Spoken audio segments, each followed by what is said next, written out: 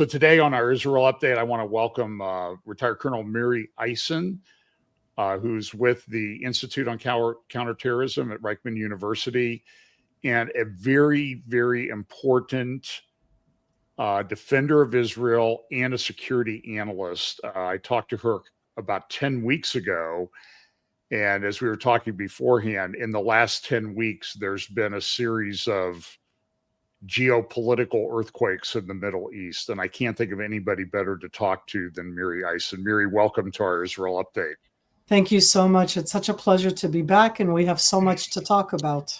I don't even know where to begin. I think I should just ask you what's happened, what's going on, what's going to happen, and let you go.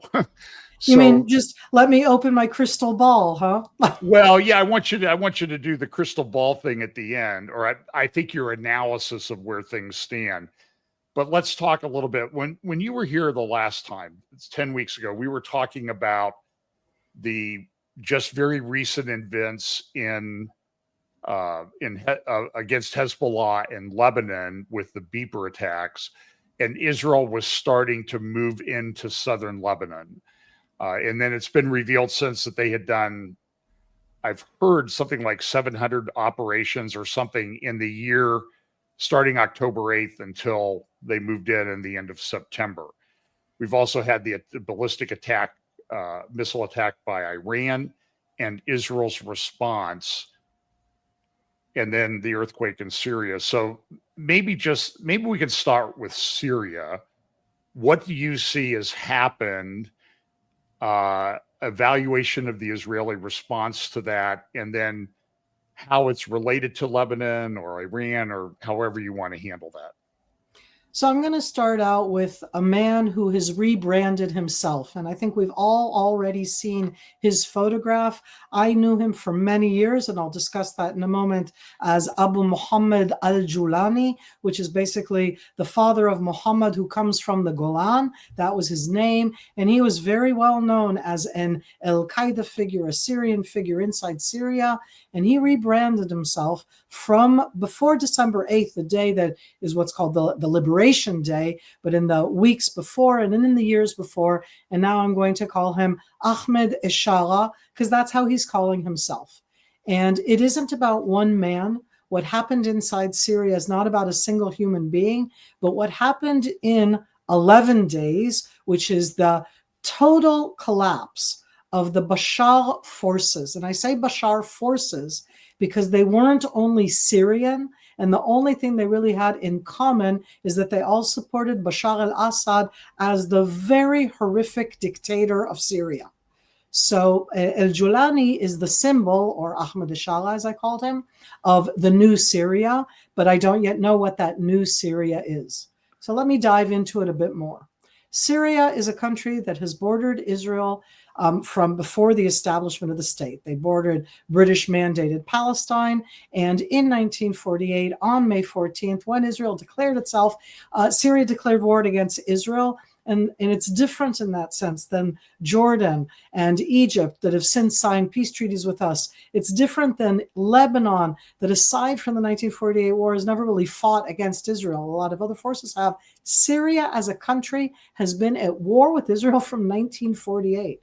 We had an armistice line with them after the 48 war. We had a different armistice ceasefire line with them after the 67 war. But the country on the other side is one that's made up out of different groups of minorities. And for 54 years, I mean, at the end, John, like, think of our lifetimes. For 54 years, father and then son were the very harsh dictators of the country called Syria. And that's Hafez al-Assad father and Bashar al-Assad son. And that ended on December 8th, 2024. As you said, it is an earthquake change that impacts everything in the Middle East. So let's go backwards, because we said we were going to talk both about Hezbollah and Lebanon and all of the different arenas. There's no question whatsoever of a direct connection between the success of the very diverse rebel groups in Syria. I emphasize, everybody listen to me, very diverse groups. They are not one group. They weren't joined together. Their glue of all of these different rebel forces is that they were against Bashar al-Assad. But that glue is a glue that says what they were against. It doesn't say what will keep them together now that they have ousted Bashar al-Assad. Their success in those rapid days, end of November and until December 8th, when they liberated, in their terms, Damascus, their success is because Bashar al-Assad, his forces just dissipated. This doesn't happen very often. You don't usually see rebel forces all over the place, up north in Syria, down south in Syria, in the north, in the northwest, working. And in every place where they attacked, there was nobody there to stop them. Why do I think that there was nobody there to stop them? Because of what Israel had been doing in the months prior to the rebel attack. And in the days, in that sense, since the ceasefire with Hezbollah, Hezbollah sued for a ceasefire, no matter what they say. They sued for a ceasefire because we had been heavily hitting them, heavily degrading them. And Bashar al-Assad's forces were mainly led, not the grunt soldiers, but the leaders, the commanders, the trainers were Hezbollah, Shiite, Arabic-speaking, who had been in Syria. And they had come back to Lebanon in September, October, November, as Israel was attacking in such a strong way against Hezbollah in Lebanon, and it left Bashar's Syrian forces without any leadership. In come the rebels, and literally soldiers just dissipated, took their uniforms off. There were, I don't know of any real battles in the 11 days that the rebels took over all of Syria. And on that last day, in hindsight, we know Bashar al-Assad himself, the family, Maher al-Assad, his brother, all of them escaped, most likely with the, not most likely, definitely with the absolute open help of Russian forces. But in addition, using the escape group of going to Iraq, and from Iraq, who knows where. So they escaped and they're out. And right now, the different rebel forces are ruling in Damascus and in all of Syria. But that doesn't change what Syria is. Syria is a country made up out of a lot of different rebel minority groups. Can I just ask you a little bit of a follow-up, because I want to make sure I understand this correctly. So when over the past, for a very long time, Israel's been engaged in what some Jonathan Spire, my friend, has called the campaign, and I'm sure it's not original to him, the campaign between the wars. It's the official Israeli term for that. That's the way the IDF calls it. Okay, so in that campaign between the wars, though, there were constant strikes by Israel in Syria, in Lebanon. And what you're saying is, over time and with the intensity after the beeper attacks and decapitating Hezbollah and a lot of their brigades, in connection with what had happened in Syria, are you saying that there had been sort of decapitation strikes there that left the Bashar forces leaderless, that those had been taken out as well? I'm going to go backwards and forwards and try and clarify myself. Okay. In 2011, when a series of different countries, the people in the country, and this isn't about democracy, it's about bad dictators, not about the people's desire for democracy. We saw in very relatively quick sequence 4 dictators that were all secular dictators in the Middle East fall to local forces. Tunisia's president was killed. He doesn't matter, he ran away and was killed. The Libyan Colonel Gaddafi was killed. In Egypt, Mubarak was arrested and then afterwards died. And in Yemen, the president ran away and then was killed. And I say that because the 5th one was Bashar al-Assad. And what Bashar al-Assad did in 2011, which has such implications for 2024, is Bashar al-Assad in 2011 requested that Hezbollah, under Hassan Nasrallah, come help him. And Hezbollah forces that were the most trained, the most commando, they went and fought for Bashar al-Assad against Syrians in Syria. When that happened at the end of 2011, beginning of 2012, we saw the influx into Syria of an enormous amount of outside non-Syrian Sunni jihadi forces. So it was like Sunnis against Shiites, but it was as if Bashar al-Assad against Syrian rebels. And that's why I say that the challenge inside Syria is a really complex one looking into the future, because Hezbollah stayed in Syria. It wasn't enough to bring in Hezbollah. So the Islamic regime of Iran, the Iranian Revolutionary Guard, they sent in forces to help Bashar al-Assad. There were at least 70 Iranian Revolutionary Guard top-ranking officers, colonels, brigadier generals who were killed in the war in 2012, 2013, fighting with Bashar al-Assad forces, with Hezbollah forces, to stop the Sunni jihadi rebel forces. Not all of the Sunnis were jihadi, I do want to say that. And I give all of this because that wasn't enough to save Bashar.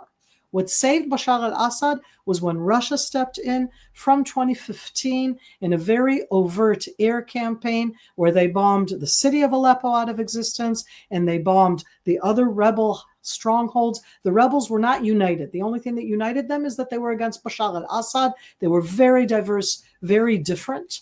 And from 2017-18, there was, I'm not going to call it quiet, it's stability of a dictatorship of Bashar al-Assad propped up by Hezbollah, by the Islamic regime of Iran, and by Russia. And it was these three elements that were not there for him in these 11 days that I say at the end of November, beginning of December in 2024, because Hezbollah was totally being attacked by us, because Iran and the Islamic regime of Iran are being totally attacked by us. We attacked in Iran openly and clearly, and we stated it and we talked about it at the end of October 2024 after Iran attacked us. And Russia is in a war against Ukraine, and none of them put together the capability to save Bashar. And so what they've been doing in the weeks now, because we're already mid-December, is that Iran is licking its wounds and probably trying to create a relationship with the rebels. Hezbollah is in a deep, dark place, probably trying to create a relationship with the rebels. And Russia, that's left with two main Russian bases inside Syria, and those bases have been there for 40 years, almost 50 years. Russia is trying to figure out how they hold their own, because Russia officially announced that Bashar al-Assad and his family are in Moscow. So when I said that right now, the different things, there's different elements to the war in Syria that you didn't have in other places. You had very little Syrian leaders, and you had Hezbollah, who are Lebanese, Shiite, Arabic speaking. You had the Iranian Revolutionary Guard, Persian speaking, working with Bashar forces. You had the Russians coming in. And for the help of all the different Syrian Sunnis, you got the influx of the remnants of both Al-Qaeda and the Islamic State, and then just regular Sunnis who wanted a different country. So did I just give way too much information? Was that clear enough in that sense? Because there are a few other minority groups inside Syria that exist that are not the Sunnis and the Shiites, and they are still under threat from everything going on. Three main groups: Christians. I don't know how much our audience is aware, but there's a very, very old Orthodox, it's actually one of the oldest Christian churches, which is the Syriac church. They speak and pray in Aramaic, the language of Jesus, and they're based in Syria, and they're a very hounded minority. So that's one minority inside Syria, that the Sunni Islamist al-Qaeda are not good for Christians. And Bashar al-Assad as if protected them, but not really. The second group are the Druze, and we can talk more about them. We have Druze in Israel, there's Druze in Lebanon, and there's a large Druze, the largest Druze community is in Syria. And the third group that the United States backs portions of, not all of it, are the Kurds that are in northeast Syria. So let's dumb it back down for a moment. Syria is a country that had 5 kind of different groups: Sunnis, Shiites, Druze, Christians, and Kurds. The bad Bashar, horrible dictator, was supported slightly by the Christians and the Druze because they were protected that way against the Sunnis. So right now that Sunnis have taken over, the big question is, are they Sunnis who just want to build Syria? Are they Muslim Brotherhood? That's the same as what Hamas is. Are they jihadi? Are they al-Qaeda? Are they Islamic State? And I don't know the answer to that yet. Tell me if I went way too much information at this No, time. you're doing great. My problem is, I was, as I told you, I was a lawyer, so as a lawyer, I spent a lot of my career asking questions. So I'm sitting here, I already have 3 pages of notes that So I've I'm just taken. going to use the map you put up, which is wonderful because I can see the map. If you want me to zoom right in now. on anything, just let me know. Okay, so this is one map, which is it's a clear-cut map, and I'm glad that you put it up because it shows all of the areas that the rebels have taken over, and the yellow area, that's the green area. The rebels themselves came from the northwest, which is near the Mediterranean Sea and the Turkish border in the north. But the yellow area is where the Kurds are, and that's an area that not all of the different Kurds, because all of them are in many, many factions, but America has helped some of the rebels that are in the yellow area. But I want you to also take note of the gray area, which isn't as strong in the map that you've shown up here, because Turkey, that has a very, very, very long border. Okay, you see the gray area on the north there, and there's more sections there. It's like there are a lot of different maps that we could use. But Turkey in 2012, 2013, as al-Qaeda graduated into the Islamic State, when the Islamic State came into these areas and then everybody was bombing the Islamic State in 2014, 2015, Turkey took over areas that Turkey shares an enormously long border with Syria. I need to think about it. I'm going to look it up afterwards, but it's something the equivalent of, Texas is a pretty big state, okay? And the Turkish-Syrian border, I'd say, is like almost 1,000 kilometers. That's like 700 miles. It's a very, very long land border. And so Turkey is also very involved, and they've been backing some of the different Sunni rebel groups. You're right. There's a different map. If you zoom it out again. Kilometers. It's okay. It's 1,100 kilometers? 900 kilometers. 900 kilometers. So that's like 500 miles. It's a very long land border. Mm-hmm.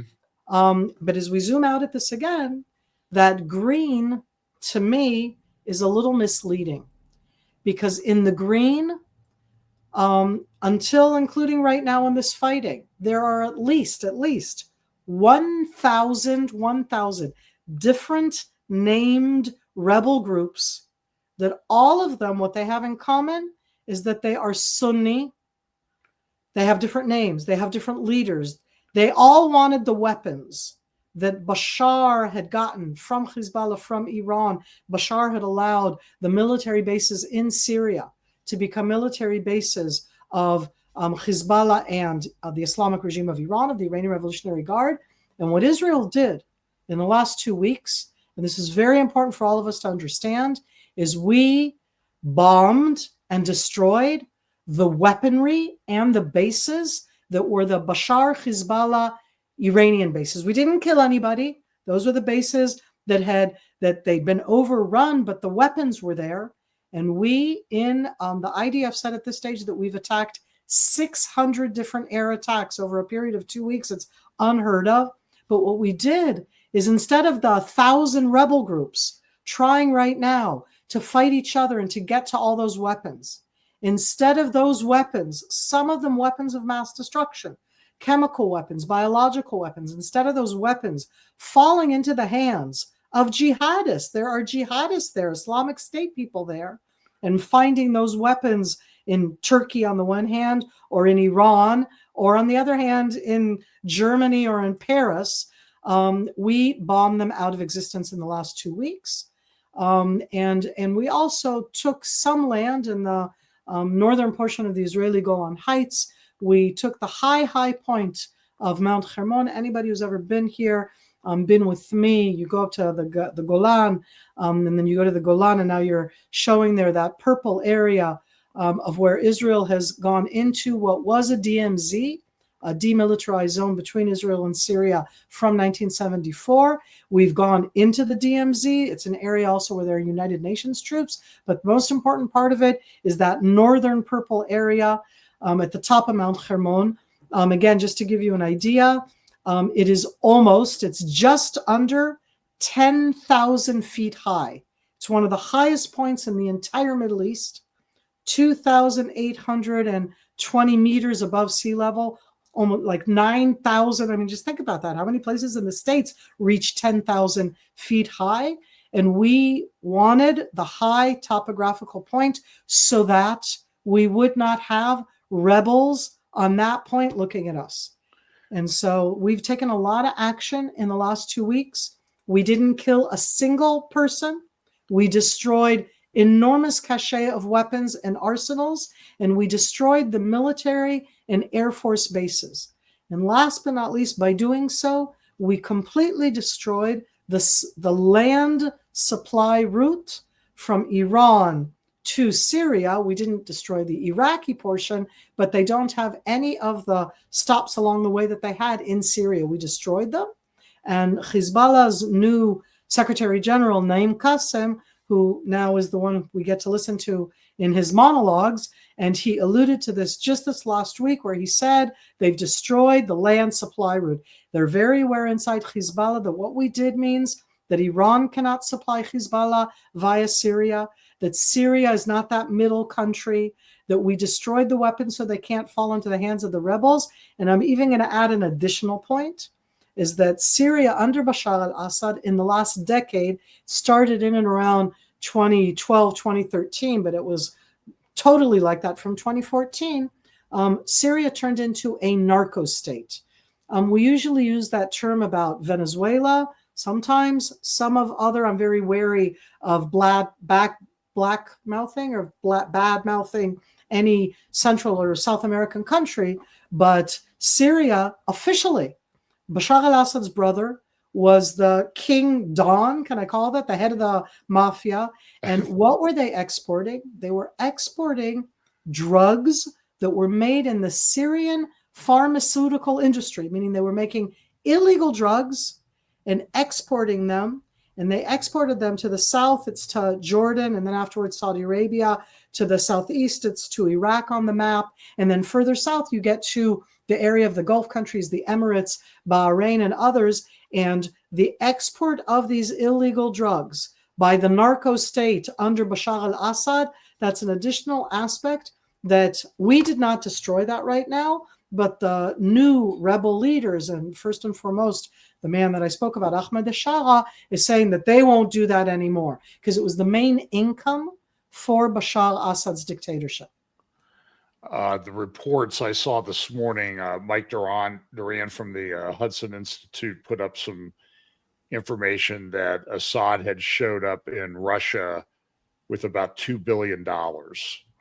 And also, I don't know if you know this, the word is that Bashar's wife has filed for divorce from him in a Russian court.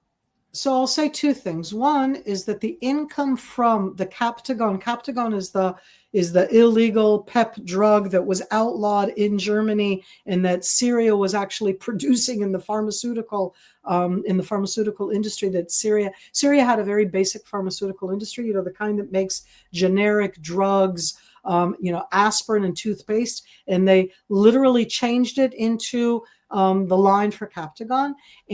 But the point that I was going to make is that the income we assessed per year was $5 billion a year. So if he brought $2 billion to Russia, that would be drug money, just to be very clear. When it comes to Osma, his wife, she may or may not have filed for divorce. There's a lot of different challenges on that. She was on the cover of Vogue, Cosmopolitan, one or the other. She's a Syrian British-born woman. She went through breast cancer, but at some stage along the way, because she was asked about her husband, and he's a butcher, and she always said, no. The other ones are butchers. Bashar al-Assad put out a statement in English a few days ago, and I'm going to put my glasses on because to be able to find it, I have to look for it for a moment. Because I play around with things like that all the time, and I find them very interesting in that sense on what people say about themselves. So the butcher Bashar al-Assad, who for years, I can't begin to tell you what he did to his people. They've been finding the most horrific sites. He put out a statement on December 16th, and this is his statement by President Bashar al-Assad on the circumstances leading to his departure from Syria. I'm reading. As terrorism spread across Syria and ultimately reached Damascus on the evening of Saturday, 7th of December, 2024, questions arose about the president's fate and whereabouts. This occurred amidst a flood of misinformation and narratives far removed from the truth, aimed at recasting international terrorism as a liberation revolution for Syria. So that's going to be Bashar's take on the issue. He's always called them all terrorists. He calls us terrorists, everybody else. I won't even call him a terrorist. I'll call him a narco state and a dictator and a genocidal dictator. Which is well, now he's in Moscow. Channel 4, I think out of the UK, and other channels are doing these videos of these prisons and mass graveyards. It is okay. It's beyond, shocking. It's beyond description. It's not even inhuman. Doesn't even begin to describe it. Well, you know, when we talk about different things and just the comparisons that have been going on in the world, in this world of horrific misdisinformation, I've been following Syria under the Assad family from 1981. I was drafted into the military at the end of 1980. I was put into my position in military intelligence. And throughout most of my career in military intelligence, all the way from, you know, lowly soldier through officer's course, all the way up to colonel, I was always very focused on Syria. When you were focused on Syria, you were focused on the Assad family and the way that they rule. It's a harsh dictatorship. And I always knew that you don't do anything in Syria, because if you do, you end up in Sabnaya prison. And John, I don't want people to do that. I want you to know of it. Don't open up the attachment that shows you what's happening inside there. You won't be able to unsee it. It is Nazi crimes, okay? Because they keep bringing out more and more. It was one prison.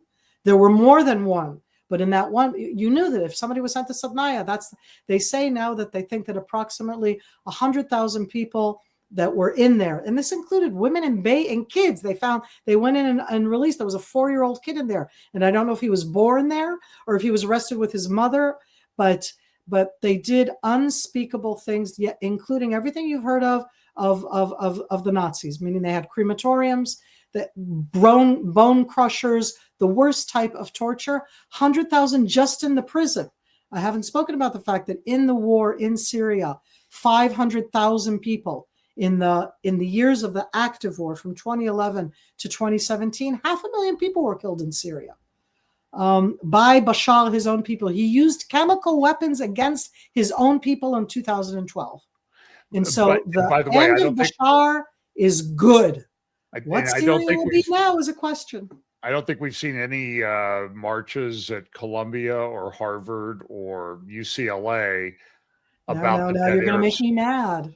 You know, by the way, in 2011, March of 2011, we were on a tour of Israel, and we were up in the Golan Heights, staying at the south end of the Sea of Galilee. And I got up that morning, and the news was saying there are riots going on in Dara. It was the start of the Syrian civil war, just 30 miles away from where I was sitting eating breakfast. And so I have followed this very closely. I want you in a little bit too to get to the Russian influence, the Russian project in Syria to prop up Assad. So go on back to where you're going, because you. Okay, so we're wandering through here because they're interconnected. Okay, there's Syria, but Hezbollah in Lebanon, with a strong strategic relationship with Bashar al-Assad, was the one that, since Bashar, with Hezbollah, with the Islamic regime of Iran, and with Russia that I'm going to talk about, were the ones that managed to make Bashar not fall in 2014-15 when it was a question of time, but they kept him there. What the Russians did from 2014-15 is they robustly built more in their military presence in Syria. But here, I need to go backwards and forwards. As I said, I stepped into my roles inside military intelligence, and from 1981, I've been following Syria.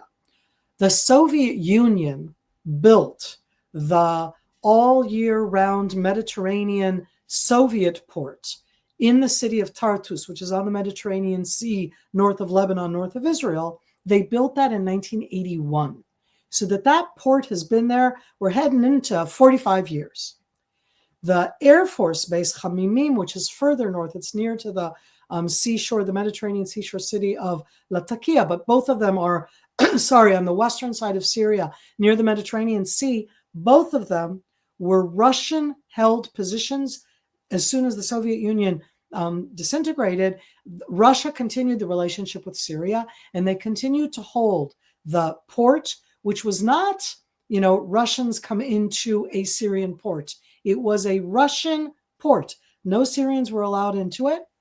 And north of there, in the areas that you're showing right now, the Russians built a very large Air Force base that they mainly used in 2014, 15, and beginning of 16, when they literally bombed Aleppo out of existence. Aleppo, a little bit further northeast on the map, is the second largest city in Syria. Syria has two very large known cities. Damascus, everybody's heard of. Damascus, one of the oldest cities in the world, but so is Aleppo. For those who don't know, Simon the Stylite, there's a Saint Simon who was on the top of a pillar for 40 years. Do you know of Saint Simon? Mm-hmm. Because Saint Simon was in Aleppo. Okay. The pillar is in Aleppo. I mean, again, I said the Syriac Orthodox religion is very based there, but a lot of the early church figures were in Aleppo, in that area. But Russia, using its airplanes at the time in 2015-16, I'm very cynical, John. I'm not always sure if the audience understands that, okay? But essentially what Russia did at the time was used Aleppo and all of the other areas that they bombed inside Syria. They always said it's the Islamic State, and they bombed whatever Bashar wanted them to bomb. They bombed, secular people, non-secular people, Islamists, non-Islamists. They bombed everything, and they used it as a training ground. Basically, they were trying out different types of bombs, different type of airplanes. There's no air defense there, and they bombed Aleppo out of existence. At least 150,000 people were killed there just in the city of Aleppo, but that's amongst others. And it was a city of 2 million people. I recall a congressional testimony by a general, I think his name was Breedlove, who was the head of the NATO command. And he testified at that time, because as I followed this, the pro-Syrian channels were, all that bombing's being done by the U.S. and Israel to attack Assad. We would never do that. But Breedlove said, and I think he was accurate, and I'd like your comment on it, was that it appeared that what they were doing was they were attacking largely Sunni areas to get them on the road and to move somewhere else to be somebody else's problem. What do you... Well, is that an accurate statement, or... So at the time, what they did is first they were just killing whoever. I mean, we're talking about the most indiscriminate, harsh aerial bombardment, that the only equivalent to that would be at the end of World War II, where I don't think of it as indiscriminate when, was to really bomb Nazis out of existence. But in this case, what they were doing was an indiscriminate bombardment where Russia would say, we're fighting against... Every time they bombed, they said, it's the Islamic State, it's al-Qaeda. So all of us are going, we're all together in this. By the way, that's the way they presented it at the time. Both the Islamic regime of Iran and Russia, all they said was, we're all in this together. It's against the Islamic State and against al-Qaeda. And there's no question that the Islamic State and al-Qaeda had taken large portions of Syria under their protection. But there were other people there, and most of them, were killed, were fled. There's the amount of refugees out of Syria, displaced people in Syria, is incomprehensible. And again, the world didn't care about it. Europe cared about it a bit, because a flow of the Syrian refugees arrived in Europe, arrived in Germany, and it had an impact there. But when it doesn't impact you directly, it's that war that's happening on the other side of the world. And I think to a large degree, one of the reasons that I know of zero academics, think tanks, or intelligence communities who knew what the rebels from the area where they ended up were going to be doing at the end of November, the reason none of us were looking at that is nobody really looked at it. Nobody cared. So what ended up at the end is that the Russians bombed all over the place. There were days, John, where I would be with groups up on the Golan Heights. We'd be looking deep into Syria as we can today. It was a beautiful day today. Tomorrow it's supposed to be rainy, but it's very beautiful today. You can look deep into Syria. You're looking into areas that used to have, there was a province of the Islamic State on the other side of the border from Israel. There was a location of al-Qaeda. I would see with my eyes, with binoculars, I'd see an al-Qaeda flag and I'd see an ISIS flag. That doesn't make you feel good. And the Russians bombed on the Syrian side. And to do that, you have to have a certain level of coordination with Israel, because those are Russian planes flying very near the Israeli border. That was in 2016-17. And when they did that at that time, the aftermath is that the different rebel groups that were opposite Israel in South Syria, because we're opposite South Syria, in a coordinated way were put onto buses, and they went to that northwest enclave in North Syria near the Turkish border, and that's where they were for pretty much the last 7 years. And al-Jolani, or now as he calls himself Ahmed al-Shara, was one of those who left the Golan area and went up into that enclave. And he didn't, I don't want to do a double negative, he rebranded himself over a long time period. It didn't start on December 8th. I've been watching him again because he was always out there. And I noticed as we were going along, it's something that we would discuss, that he'd taken off the al-Qaeda turban.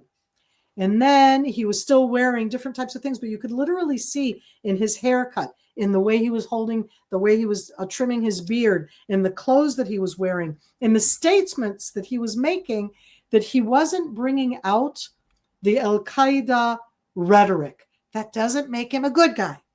It means that he's not al-Qaeda, Islamic State, destroy the West, destroy Israel, destroy the world.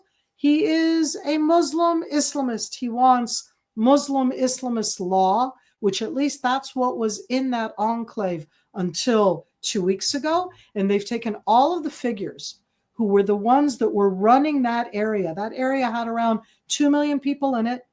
And they've brought all of the lead figures, all of the men, all of them, what I'm going to call Islamists. They're not secular, they're Islamists.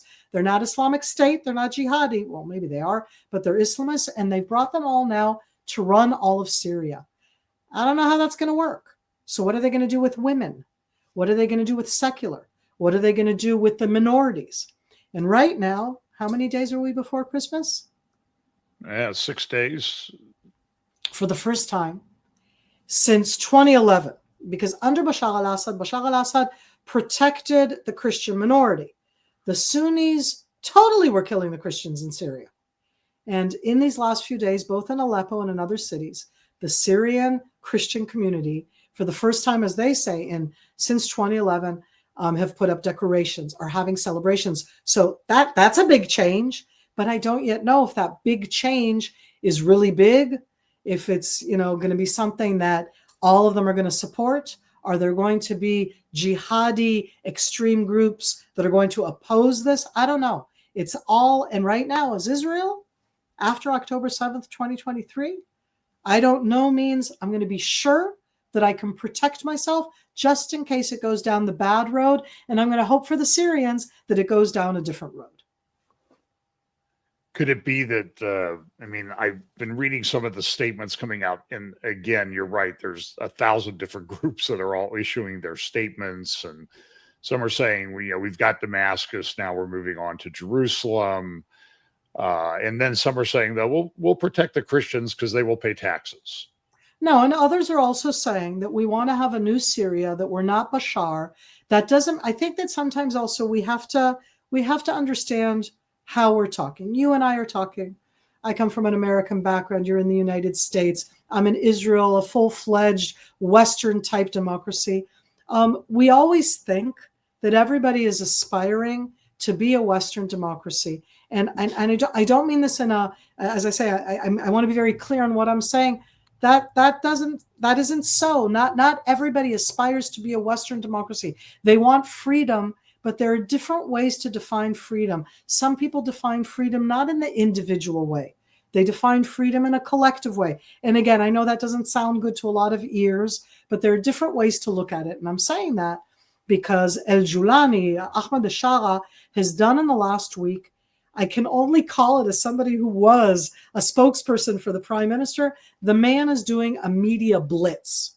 He has been interviewed by the BBC, and go and see the BBC interview, the CNN interview. Look at the interviews because they've asked him the hard questions.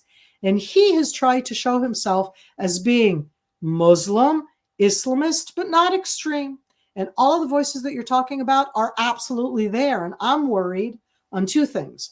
One, is he just presenting this facade so that he can cement his position and then they're going to do it?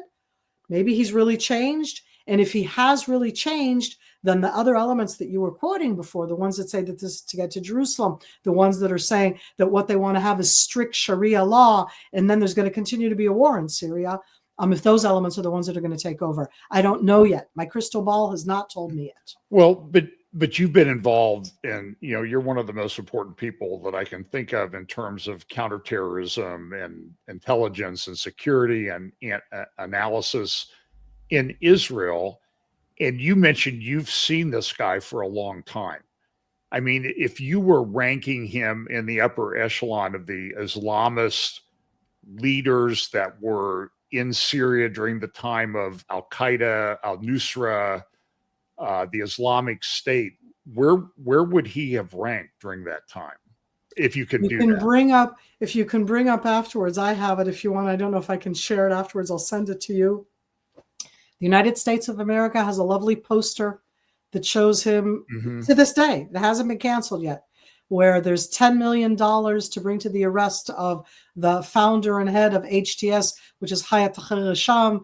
Before that, it was Jubat al-Nusra. It's the different names of the different al-Qaeda organizations that he established, and that has not been canceled. And so the question here in that sense is he definitely was that. And John, I'm going to ask a really hard question for us, okay?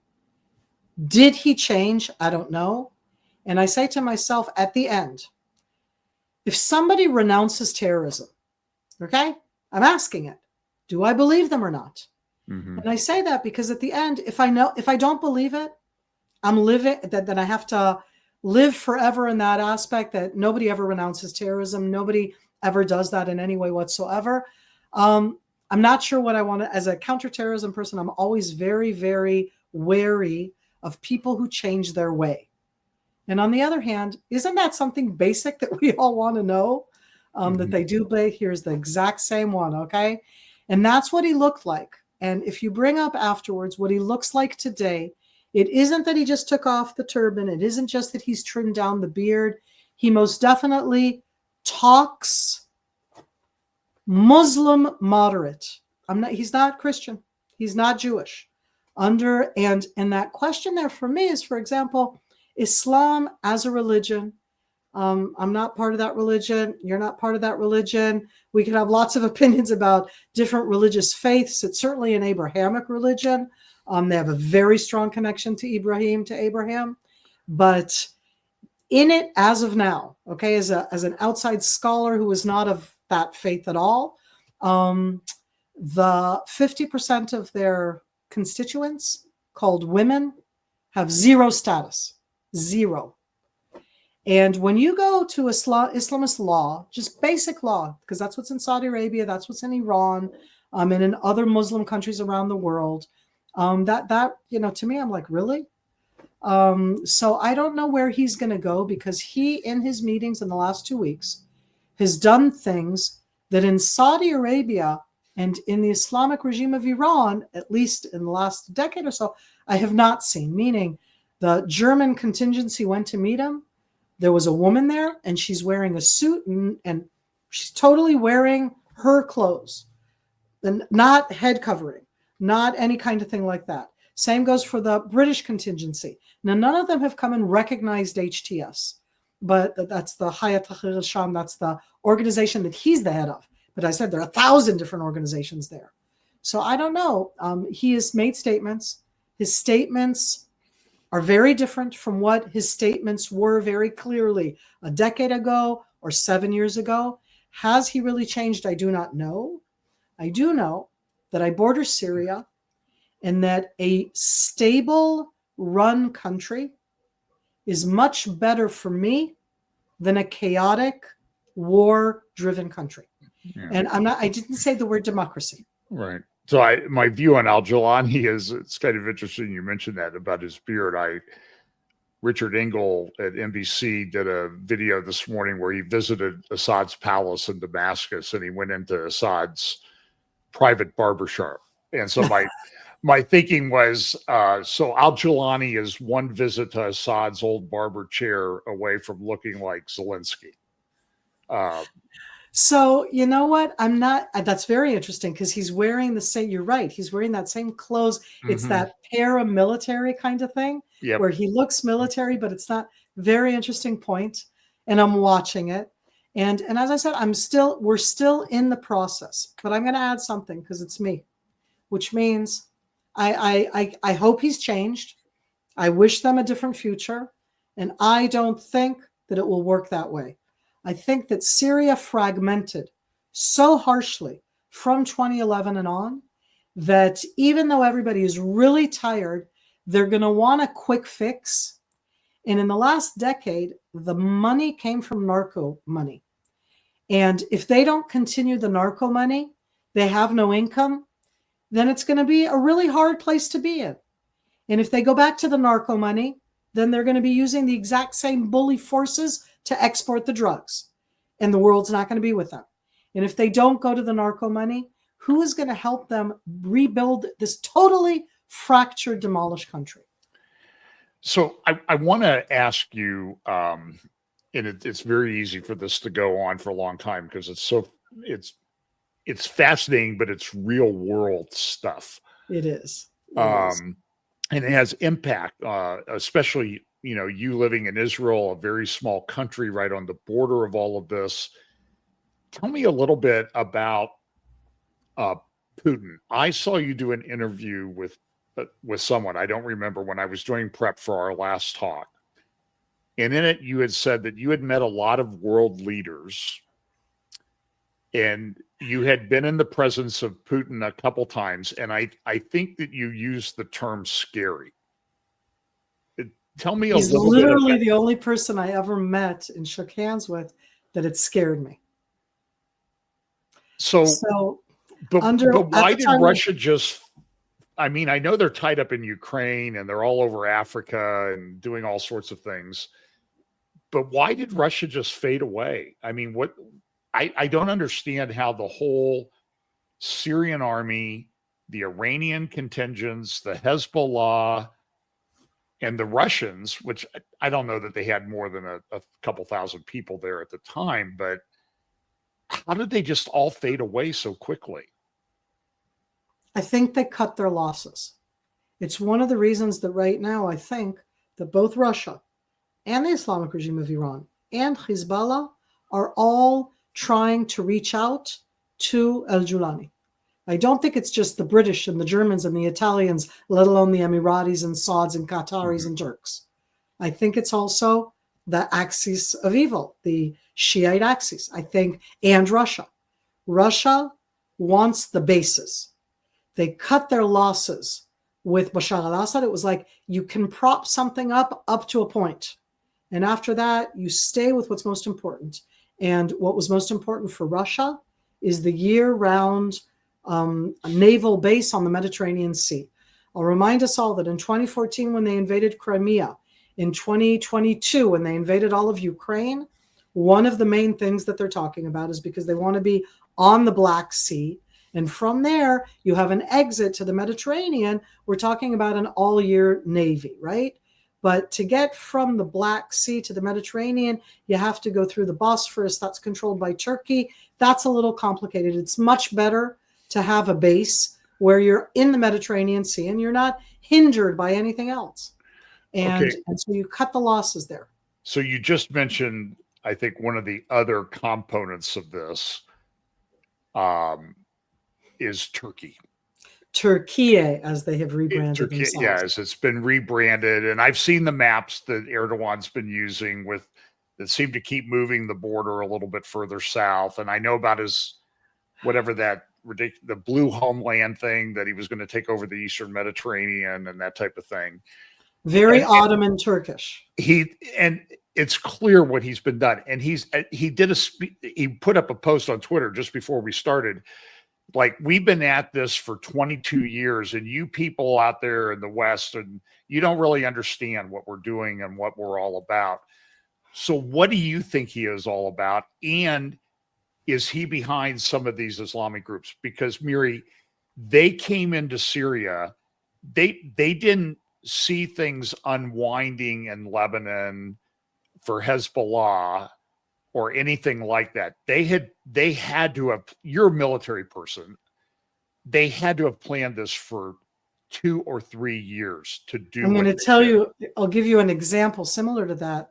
Early this morning, my beauty sleep was interrupted by a siren when I call them the pesky Houthis, but really they're horrible. I mean, it's not amusing at all, but they fired a cruise missile against Israel. And so we all had sirens this morning. It was at 2:30 a.m. in Israel, and a fragment of the missile, not of the interceptor, hit a school at 2:30 a.m. in elementary school. They can't go back to it, but I'm just saying that because while that missile was on its way to Israel, Israel was on its way to attack the Houthi sites in Yemen. And we weren't doing it because they were about to attack. As you said, it was something that we had prepared a long time in advance, and that missile happened to be on the way as well. And I say that because you're absolutely right. What the rebels prepared was prepared a long time in advance, and nobody was looking at them. But the capabilities, the logistics, the supply line are entirely Turkish, the portions that comes from northwest Syria. When I say entirely, inside the enclave that was between Turkey and the Bashar al-Assad dictatorship, in that area was not one Islamist group. There were dozens of Islamist groups. El-Julani, HTS was one of them. There are other ones with other names that were totally backed by Turkish Erdogan backing. Erdogan at the moment, as we're talking, in the tweet that he just put out, he is in Cairo at a meeting of what's called the D8, and it's 8 Muslim countries that are the developed Muslim countries that want to help the other ones. It's heavily populated Muslim countries, and it's very interesting because we don't look at it that way, because you ask, so what is Erdogan? Erdogan is Sunni. To be clear, at this meeting in Cairo that's taking place as we speak, the president of Iran and the foreign minister of Iran are also there. They are Shiite. So it's the Islamist, and it's both Sunni and Shiite. The president of Pakistan, the president, I think it's prime minister, of Bangladesh. We're talking about interesting countries that have all come together, and they right now, Malaysia, Indonesia, they are in Cairo. So what Turkey's the big benefactor. Turkey was very threatened by the Islamic State, by Sunni, very extreme Islamists. But Erdogan, at heart, deep inside, is Muslim Brotherhood.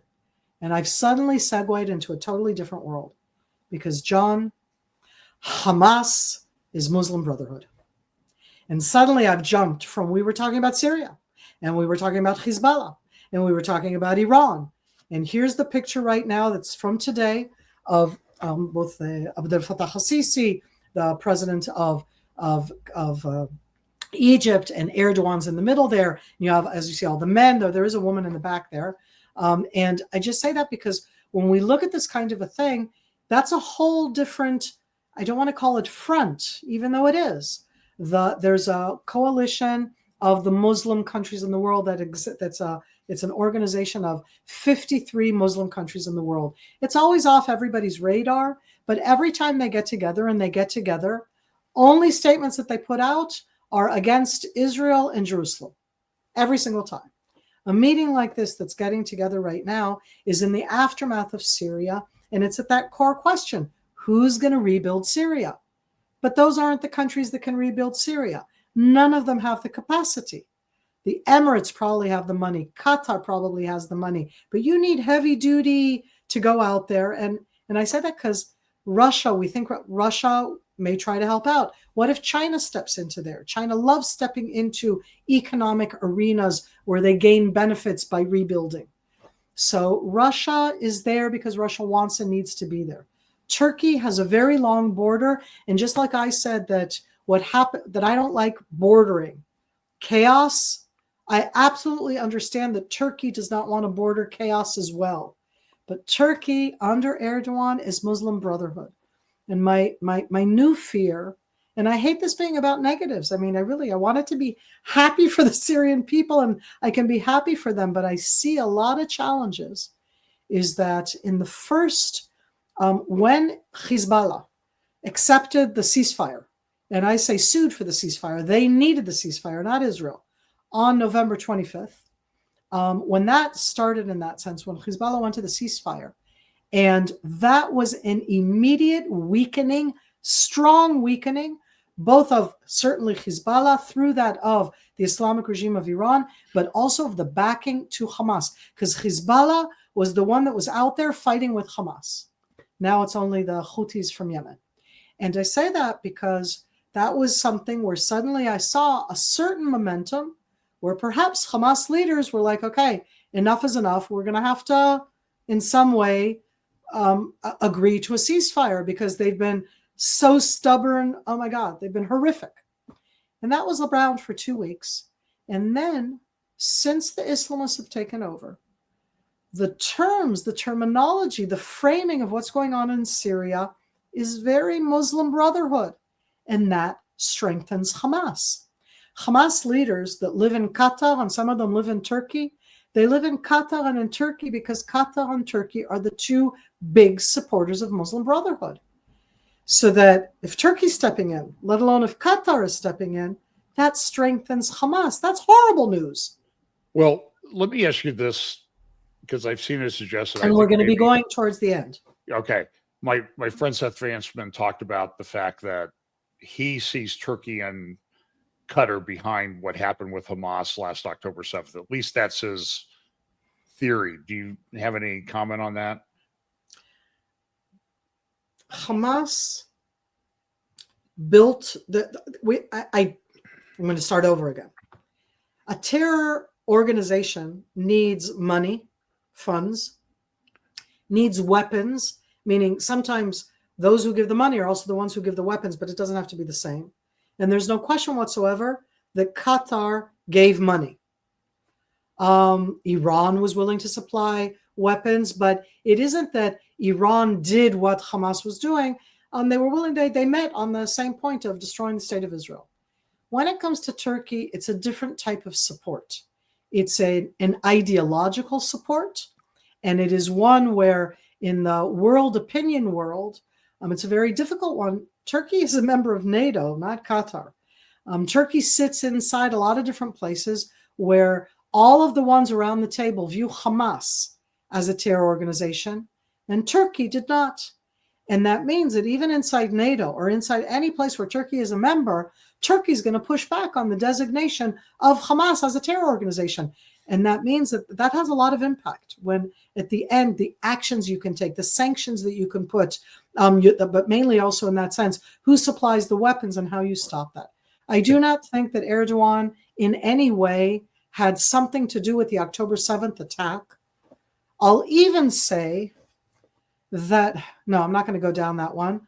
I don't think that he felt bad about it. When I say I don't think he felt bad about it, is because Hamas present themselves as liberators, as being the oppressed against oppressors, as being the ones who are going against Israel, us, the colonial, imperial, genocidal country of the world. But that's a whole different story.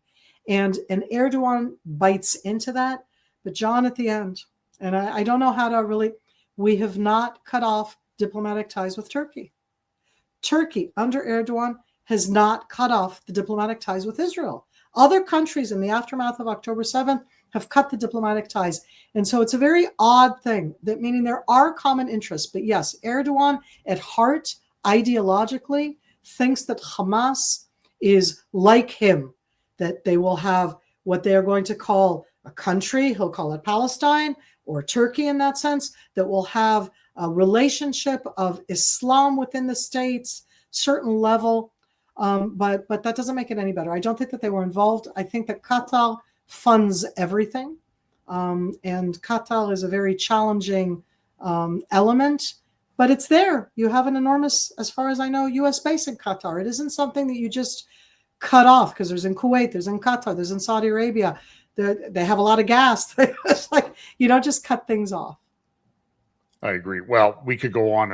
And as always, the next time we talk, I'd like to talk more about and if you want to make just a quick comment on this before we leave, about the sort of euphoria that I'm seeing a lot of places. We've dealt with the threat. Israel's taken care of Hezbollah. Lebanon is okay. Iran is on its back heels. But what would your advice or comment be, response to those type of comments? And then First of all, I think that we've done, no, it's a really important question. I think that Israel has shown enormous fortitude and capability, both against Hezbollah and against the Islamic regime of Iran, and against the Houthis in Yemen, and against Hamas, Palestinian Islamic Jihad, both in the Gaza Strip and in the West Bank, and for that matter, even in Lebanon or Syria. What we did inside Syria shows immense capability, but it's immense capability where there's no air defense whatsoever, which is one of the reasons we could destroy all of those cache of weapons inside Syria and prevent them from falling into anybody else's hands. But everybody needs to understand, we are 10 million people. We are fighting at the moment on 8 different fronts. That's Air Force, that's Navy, that's ground troops. That's a kind of different type of fighting in Judea and Samaria, the West Bank, than it is in the Gaza Strip. It's a different type of presence in Lebanon when we went in ground troops and what we're doing right now, both in the Golan Heights, let alone in the depth of Syria. What we can and can't do against the threat of the Islamic regime of Iran or the Houthis in Yemen, those are all different capabilities. We're not a world power. What we've done is great for the world. It's incredibly important. This should not be about Israel against everything. This should be about an international coalition. This should be about everybody being against all of these exceedingly negative, destabilizing efforts in the world. And at the end, I'm Israeli. My husband has been in reserve duty for the last 441 days. All 3 of my kids are serving. My son decided to sign on more. My daughter went into reserve duty, immediately had to continue in reserve duty. The youngest is in, who knows when. My brother-in-law has served over 200 days this year. What it does to us, we're in this multi-front war. My tongue is out. And we've done this entire conversation, John, without mentioning the hostages. And there are still the 100 hostages. Within them, a family with 2 babies that my heart can go out to. And I'm like, what are we talking about right now? It's tearing us apart both as a society and what it means. So yes. We have a very capable military. We have an exceedingly good intelligence when we're focused. Don't any of you ever forget the absolute failure of October 7th. It isn't that now we've corrected that. That failure happened, period. And we've shown that we also have immense other capabilities. And I say that because it's still in for the long run. Hamas is not going to disappear. They are a social movement and a terror army. Hezbollah is not going to disappear. They are a terror army and a social movement. Syria as a country is going to be on the other side of the border for me. And I don't know if it's going to be chaotic or not. And if I have to continue to be actively fighting on all of these fronts all of the time, I'm not going to be a country anymore. As I said, my beauty sleep was interrupted last night because of the Yemenites. And yes, I make a joke about it. But Israelis today are slight zombies because pretty much from Hadera down until the south, I was like, there was another siren. I was down south this week, 2 sirens when you're down there. This war is not over. And when it's over as an open war, the bulk of the threats will be trying to rebuild themselves. So we're still in it for the long run. Wow. Thank you so much. Great comments. And just know that there are a lot of people here that are trying to figure out what little ways we can help. Some of us do the social media thing. Some of us, there are a lot of churches here contributing to help IDF and relief agencies within Israel. And I'm going to finish with the personal comment. Okay. Go ahead. In November, I was in the States for something professional. And after that, my husband and I took 2 weeks, very much needed, to not be in our professional mode. And for the first time, we traveled in the South.